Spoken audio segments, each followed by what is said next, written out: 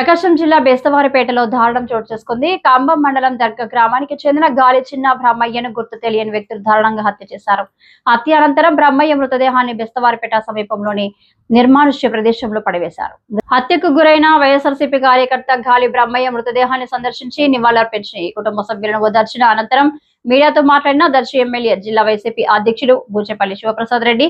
కార్యక్రమంలో మాజీ ఎమ్మెల్యే గిద్దలూరు నియోజకవర్గ వైఎస్ఆర్సీపీ ఇన్ఛార్జ్ కొందరు నాగార్జునారెడ్డి, వైఎస్ఆర్సీపీ నాయకులు, కార్యకర్తలు పాల్గొన్నారు.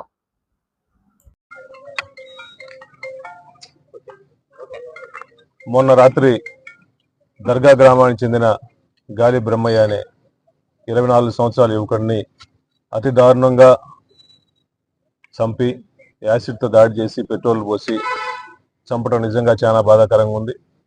బ్రహ్మయ్య మొట్ట నుంచి కూడా మాతో పాటు మా పార్టీలో యాక్టివ్గా తిరిగేవాడు. వాళ్ళ కుటుంబ సభ్యులు కూడా యాక్టివ్గా ఉండేవాళ్ళు. గతంలో ఎప్పుడు ఆ గ్రామంలో కానీ ఆ మండలంలో కానీ పరిస్థితులు ఎప్పుడూ లేదు. ఇటువంటి పరిస్థితులు దాపురించింది కాబట్టి నిజంగా చాలా భయంకరంగా గ్రామస్తులు కూడా అందరూ చాలా బాధపడుతున్నారు. ఈ ఎంక్వైరీ కూడా పోలీస్ డిపార్ట్మెంట్, డిఎస్పీ గారు కానీ ఎస్పీ గారు దృష్టిలో తీసుకెళ్లి ఈ ఎంక్వైరీ పూర్తిగా ఫేర్గా చేసి వాళ్ళ బాధితులను వెంబడి శిక్షించవలసిందిగా మేము పూర్తిగా రిక్వెస్ట్ చేస్తున్నాము.